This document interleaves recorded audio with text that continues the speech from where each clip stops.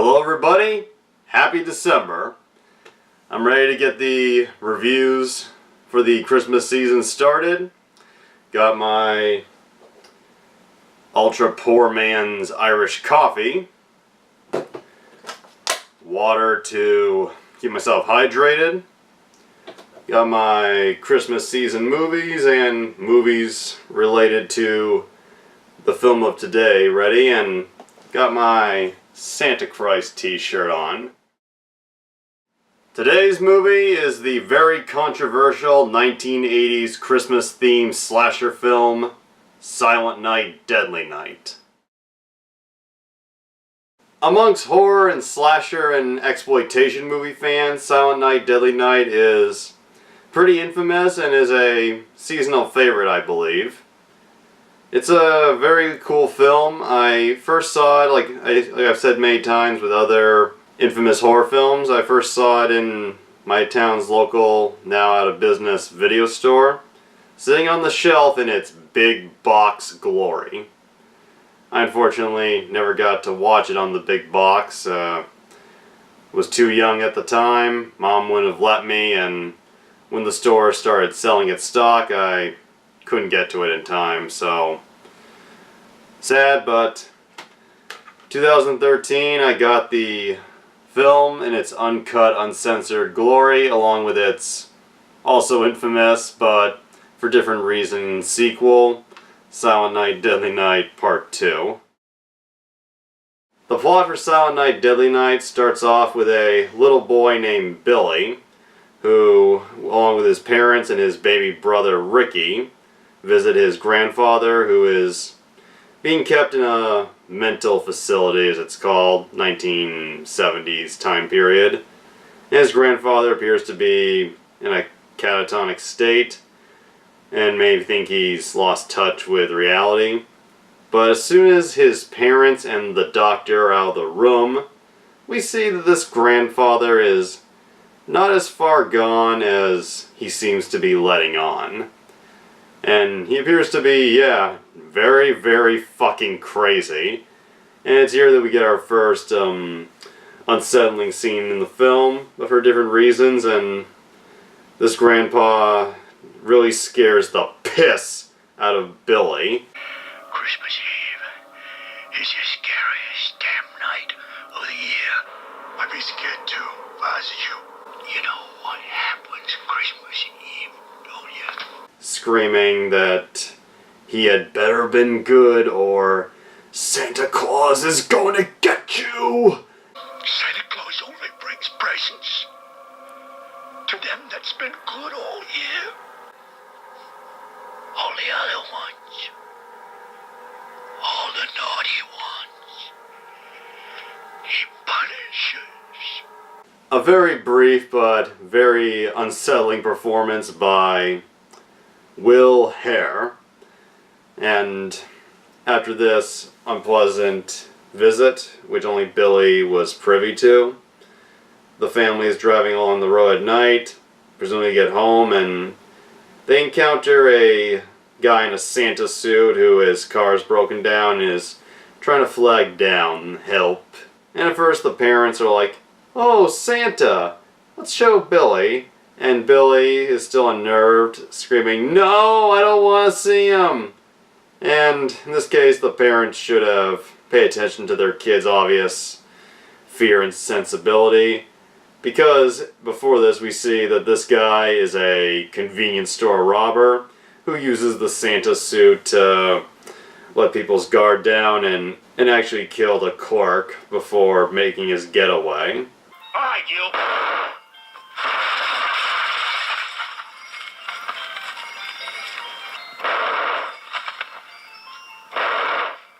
And they're trying to be good Samaritans and trying to get in with the Christmas spirit. They pull over and things go south pretty fucking fast. The Santa robber pulls out a gun and shoots the father dead. And then the mom, he pulls her out and starts to try to rape her. Yeah, this film took an extremely dark turn pretty fast, kicking the robbery scene just to the side, to the curb, And Billy, who's hiding in the bushes, sees the whole thing, sees his father shot dead and his mother, I believe, raped. It's not too graphic in the initial scene, but later it's implied that it really got rough, but we didn't see all that happen in the first scene. And the Santa robber pulls out a switchblade and cuts the mom's throat. And then the Santa robber stands up and screams, "Where are you, you little bastard?" Hey, you little bastard!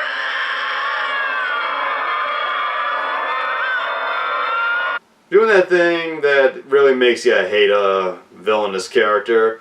Calling somebody who gets away from them or tries to stop them or something a bastard when who are they to fucking talk?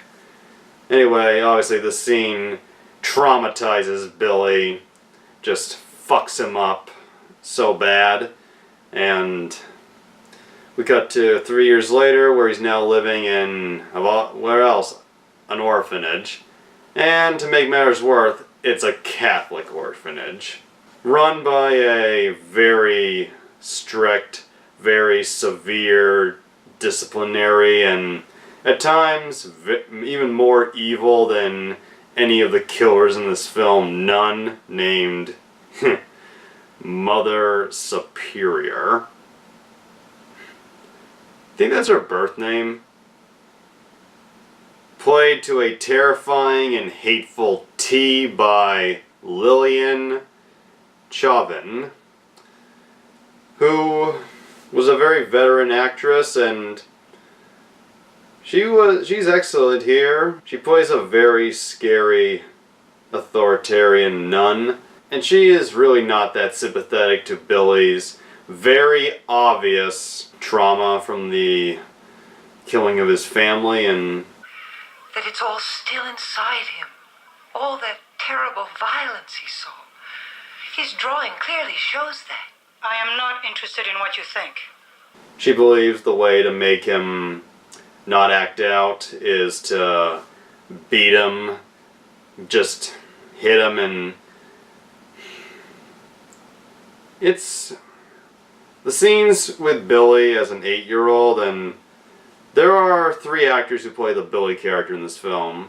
At age 5, he's played by Jonathan Best. At age 8, he's played by Danny Wagner, and both these child actors do a very good job at playing this character, showing the right amounts of fear and playing a realistic version of a kid going through a horrible experience. And Mother Superior just beats him and instills a lot of fear and the Catholic guilt, saying those who are naughty must be punished, tying into the shit your pants visit he had with his grandpa. And after a particular day where Billy witnesses a group of teenage orphans having sex in one of the closets, and then seeing Mother Superior beat them, she just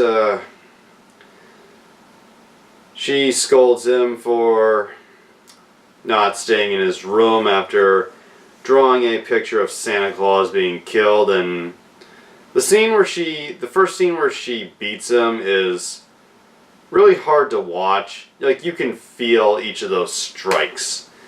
And true Catholic fashion, she says it's for the best, that she's doing it with good intentions. But when she does it, you just see not joy from hurting him, but looks like anger, just motivated by the belief that he deserves it and that she's doing the right thing. And God, I fucking hate this bitch. Just such a horrible human being. And other reviewers may not agree with me, especially Josh Langland, aka the Horror Guru, who thinks this film's portrayal on a psychological level is not that good. But me, I was really surprised and impressed by just how psychological Silent Night, Deadly Night is.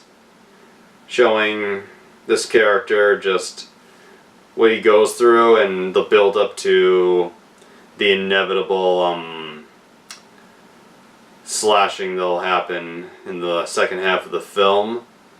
Like, this movie, its killer is one of the most sympathetic slasher movie killers.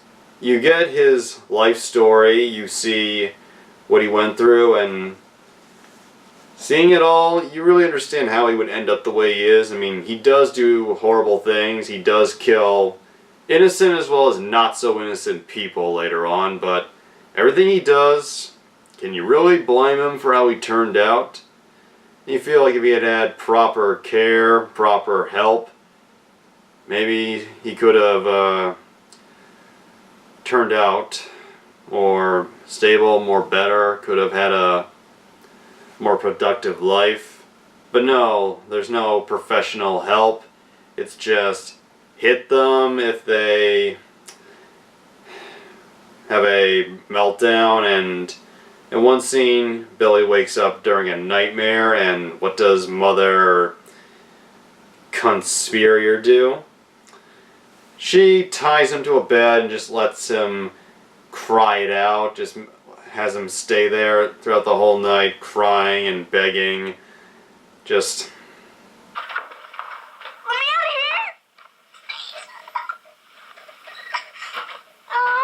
here! After a disastrous visit with Santa Claus, because Mother Superior thinks it would help him, and I guess it's a regular thing with the kids, and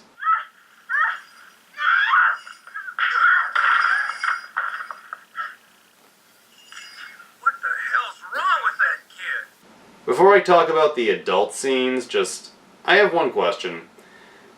The Mother Superior character is a horrible person, completely blind to the trauma that this kid's going through, and has a very jaded view of how to handle people. But the part where she brings a guy dressed as Santa Claus to talk and play with the kids that's the most confusing thing about the character for me. Like, this character is a very old school, and I guess the word is conservative thinking nun. So my question is, why is she so cool and open with bringing in Santa? It doesn't seem like that would match her character. Like, she seems very strict, very religious. So, it seems odd that she'd be down with the Claus.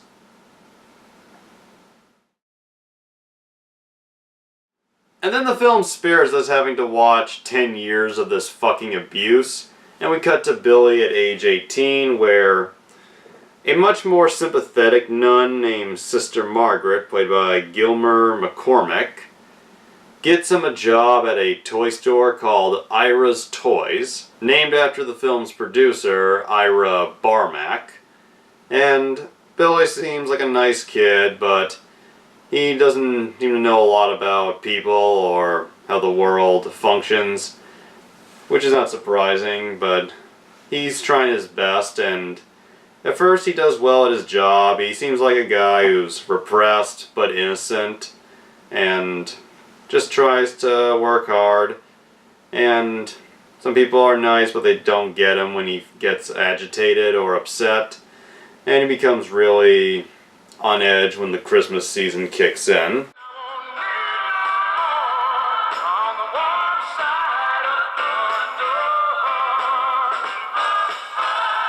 And he's also attracted to one of his co-workers, and he has sexual dreams about her, which are then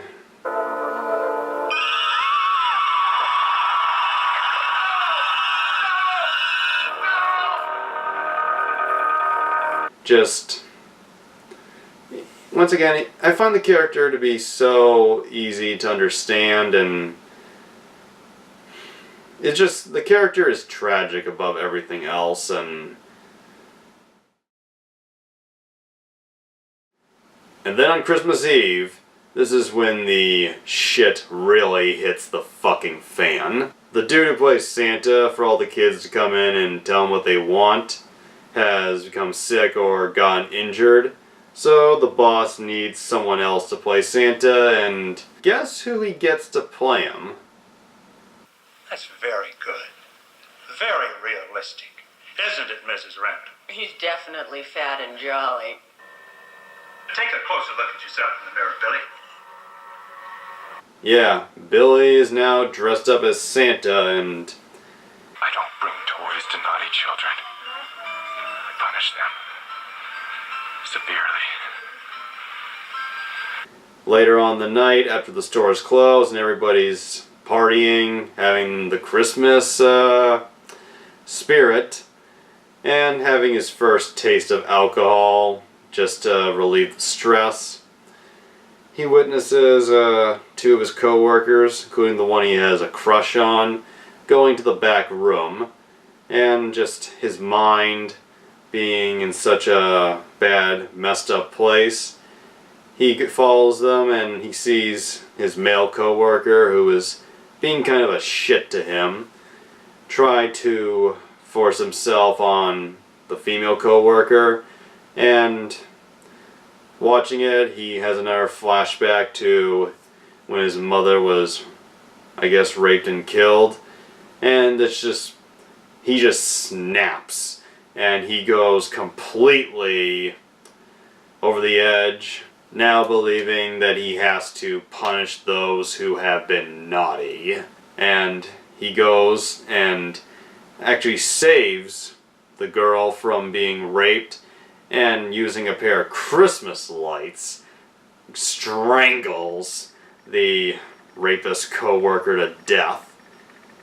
The first truly awesome kill of the film, and then the female co-worker, for some reason, is a real bitch to this guy who just saved her from being raped.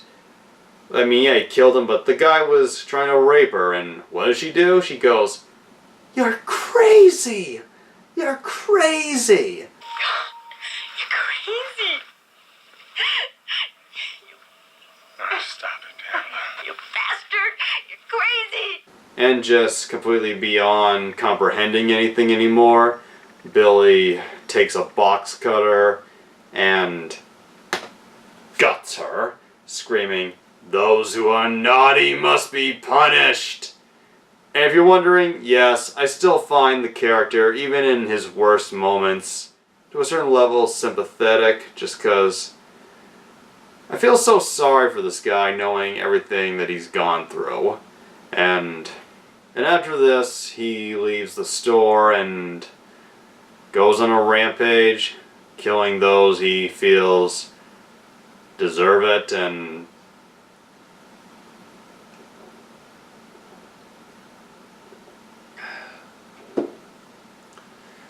two of the victims that he kills are a young couple. They could be in their late teens or early 20s. A young man, woman, boy, girl, it's hard to tell. The woman is named Denise, who is played by B-movie royalty Linnea Quigley. And this young couple, they might deserve to die just for being annoying, bitchy teens. Like, they're fucking on this pool table in their basement, looking very 70s shagadelic. And Linnea's sister, I believe, tries to come down asking, "Is Santa coming?" And just focusing on wanting to fuck. I'm not sure why they couldn't do this in a bedroom. She calls out her sister, "Don't come down here, you won't get your present."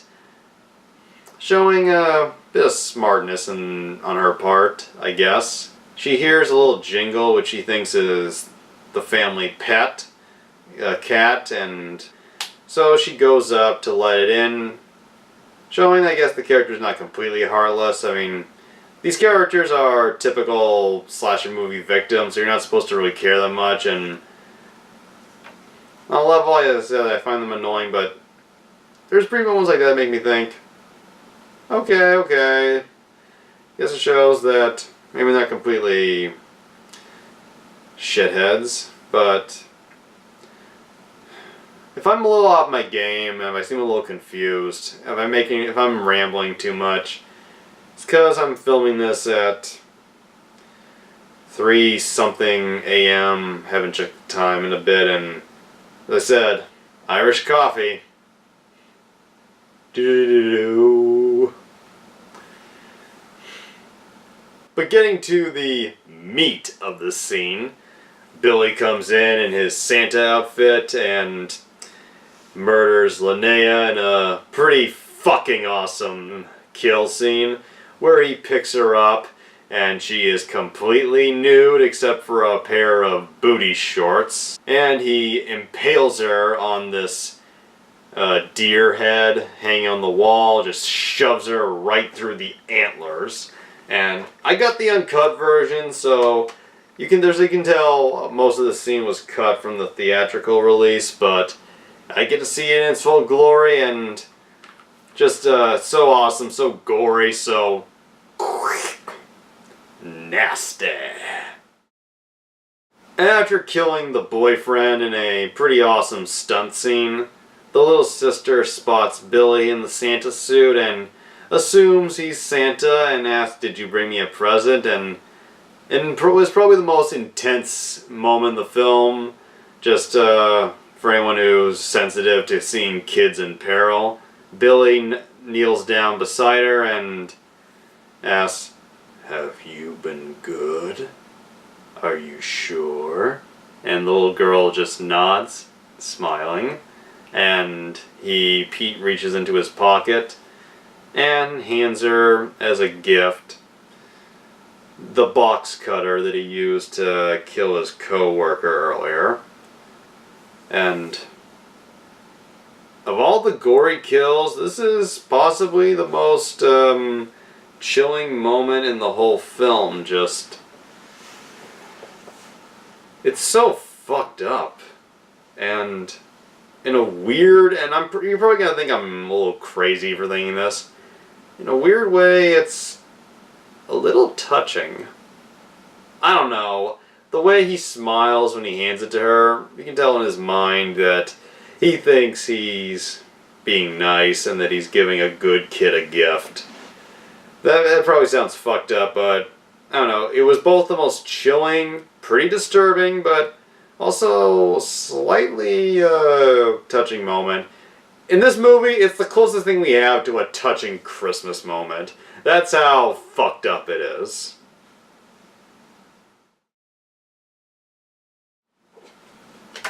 After this, we get a pretty cool scene where a couple of bullies steal a couple of younger kids' sleds and slide down the snow-covered hill. And when the second bully heads down, Billy just decapitates the little cocksucker.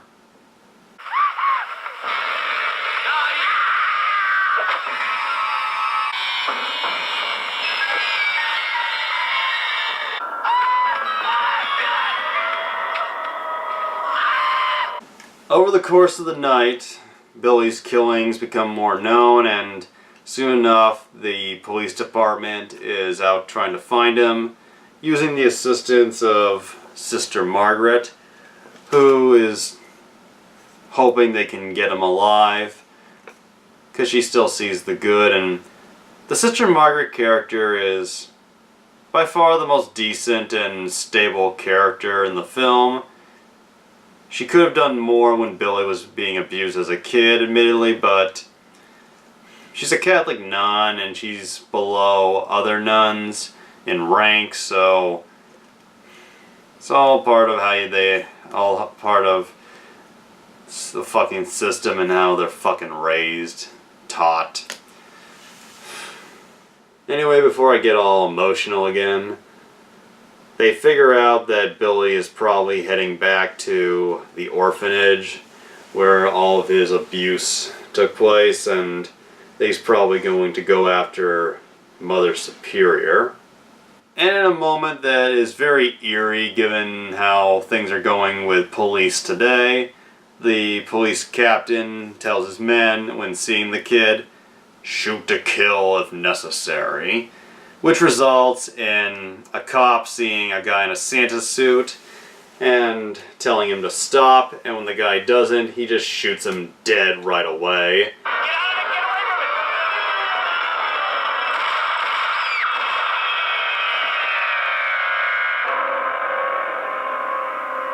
And then it turns out the motherfucker was deaf. And all I can think is, man, this movie should have been titled Childhood Trauma the Movie.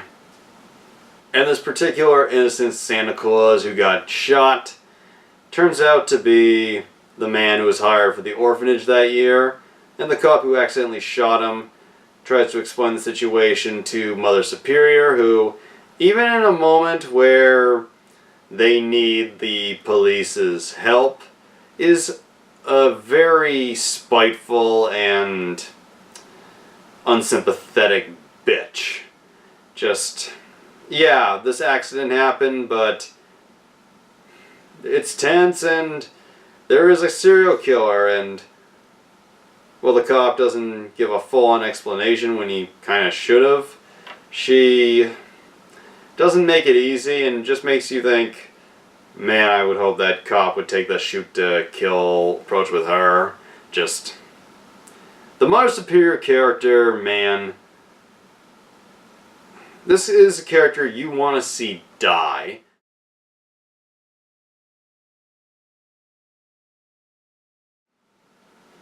Moving to the ending,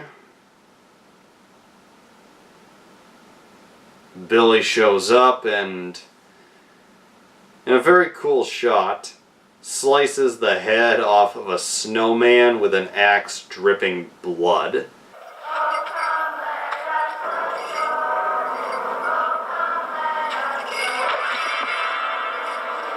By far, the coolest shot in the film, and the cinematography for this movie is extremely well done. Like, we get some great angles above, below of people, and the shots in the toy store have some of the creepiest imagery and camera work. And it's all done by a guy named Henning Schellerup. Billy shows up and kills the cop who really was not doing that good of a job trying to protect the orphanage. While Mother Superior, who even when she's trying to comfort kids, like trying to be genuinely comforting, is still a fucking shitbag. And I find the ending to Silent Night, Deadly Night to be, while it is well done dramatically, I find it to be extremely fucking frustrating. In the sense that we don't see Mother Superior get what she deserves. And she doesn't even act afraid when Billy appears. She tells the kids to get away from him, but even the kids don't listen to her at first. Like, they're drawn into Santa. Like, that's how awful she is. Even with the even after seeing Santa get killed and being in the presence of somebody who is potentially dangerous, they just don't pay attention to her. And on a level, I say, good. But she continues to act teeth-grindingly unlikable, and even when Billy pulls out his axe, she doesn't act scared. You don't even get the pleasure of seeing her squirm. And when it seems like she's about to die, she just closes her eyes and gets ready for death. And that's what really makes the character all the more hateful. Because being the ultra-religious bitch that she is, she probably believes that she is a fucking saint and that she's gonna go to heaven and that she has done nothing wrong, and God, it's so fucking frustrating. And I do love this movie, but the ending is so frustrating, and to make it just all the more sad, Billy is shot dead and just a wasted fucking life. And Sister Margaret, she just looks at him, so much sadness, while Mother Superior just looks like good rubbish god. Motherfucker. But, despite the disappointment of the underwhelming ending, we do get a pretty awesome cliffhanger where Billy's little brother Ricky, who is still in the orphanage, looks at his dead brother and with a face of pure rage, he looks up at Mother Superior and says, "Naughty. Dun dun dun." And then the credits roll and we're left to hope for an awesome sequel that will show Mother Superior getting the grisly ending she deserves. And Silent Night Deadly Night Part 2 came out 3 years later, and did we get it? Well, the idea of what we would want is there, but not how we hoped it would be. I'll cover it maybe next year. But yeah, that's how the film ends, and just sad. It is a good film, but it's just sad how it ends.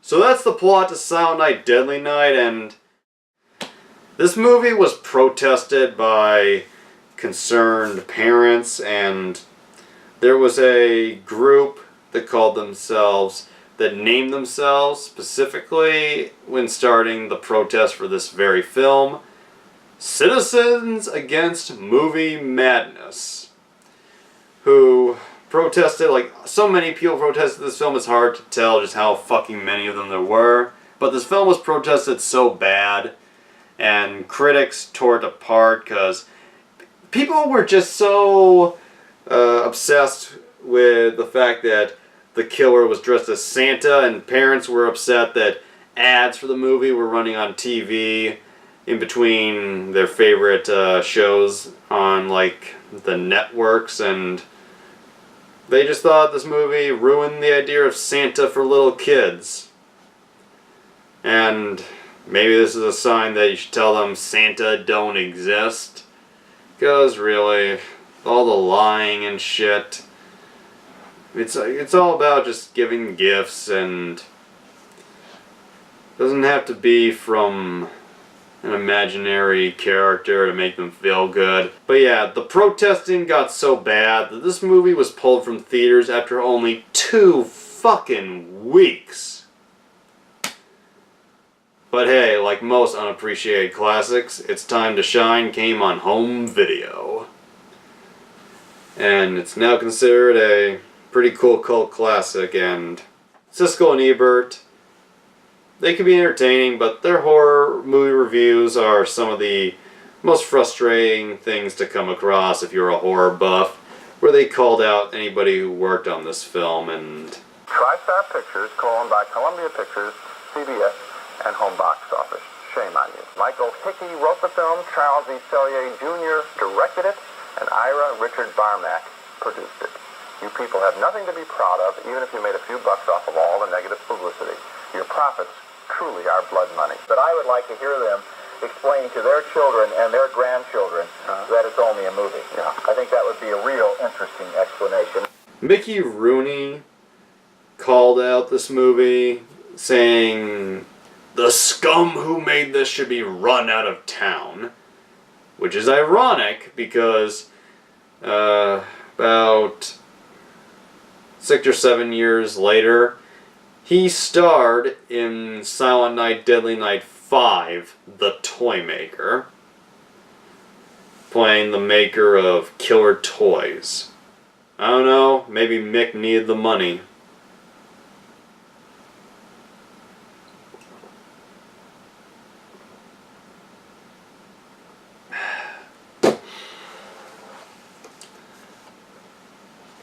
So those are the majority of my thoughts, and well, I'm still able to think clearly, which isn't really that much at this point. I just want to give the people behind the camera some credit, because they deserve some love too. The movie's composer was a guy named Perry Botkin Jr., who, and I find this fact very interesting. It's on IMDb, so correct me down below if I'm wrong. He apparently composed the movie's score on the spot while watching an early work print of the movie on Betamax.